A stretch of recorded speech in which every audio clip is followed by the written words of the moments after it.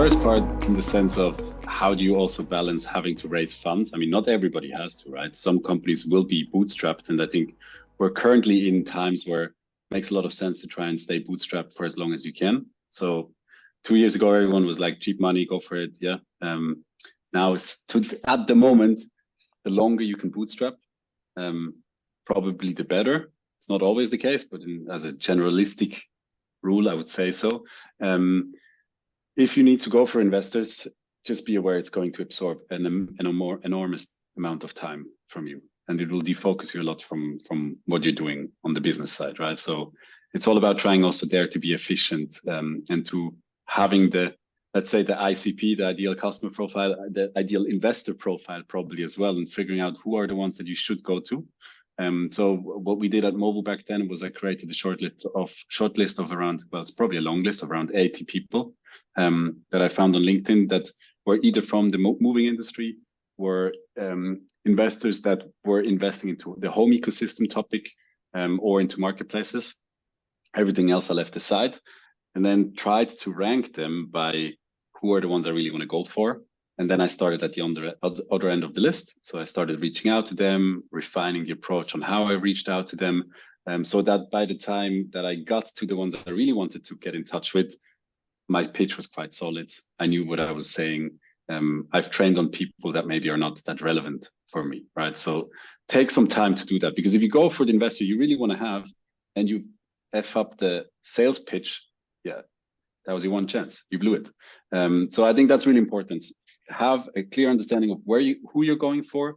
Start testing on the less important ones until you feel comfortable, and then attack the bigger ones as soon as possible. And the other thing is, be aware that investors usually don't say, you're cool, I'm going to invest. Yes, let's go. Usually they want to accompany you for 6 to 12 months, maybe even longer. They want to get regular updates. I think 8 out of 10 startups don't even do that still. So give them time. So at Mobile, for example, I knew potential buyers or potential investors. And from day one, we went to them, had a coffee, asked them for their feedback on our business model, how we're approaching things. We would give them an update every couple of weeks on how the business is going, what pivotal changes we have done, what of their feedbacks we've implemented and what we didn't implement, just to show them that we really listened to what they were saying. And then over 6 to 12 months, we started building a relationship where they said, hey, this guy is always delivering reports, even though we're not invested. When I give him a feedback, I even get an update on whether he was or they were implementing it or not. So that started to build quite a good relationship with some of them. And then you can also see very early on who of them is even opening your email, who of them is even, replying to it. And that gives you a quite good understanding of who to focus on going forward. And that helped us a lot. But yeah, it's not easy. It's very difficult at the moment to get good investors on board. So it is a hassle.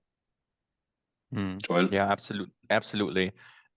What I can share here, we're at Picora, we're quite in contact with a lot of VCs because we work with them together as partners. And of course, I also ask them all the time, how do they see the market develop, right? And the interesting thing is, the money is still here.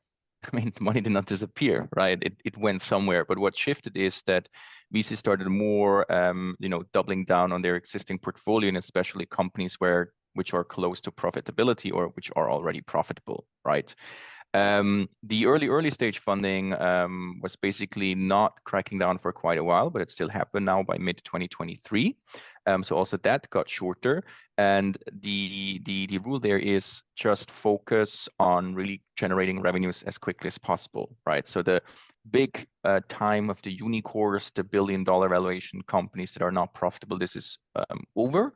The new cool thing is the centaurs. So companies that are somewhere valued around 100 million, but they are profitable and making good revenues, right? So this is like apparently the new shit among the VCs. What does it mean for you? Yeah, if you can bootstrap, if you can do that, try it, because it's also the fastest way to actually get funding, by showing good numbers, good revenue, and then actually convincing investors through that. I think way more I don't need to add here. Money's still there. The game just got more difficult, and you can win it by actually showing that you can produce revenues as quickly as possible. Yeah, fully agree. Yesterday I was at the NOAA conference and I saw a couple of startups that have been trying to raise for 2 years now, and now they're approaching 1 million in ARR 3 of those startups, and suddenly investor interest starts picking up because they can show the traction, right? The same guys that a year ago said, yeah, you're not in the focus of we already have too many companies in this space, you're not in the focus area of us. Now suddenly they say, let's have a look at it. Because the FOMO comes in at some point if you start showing traction.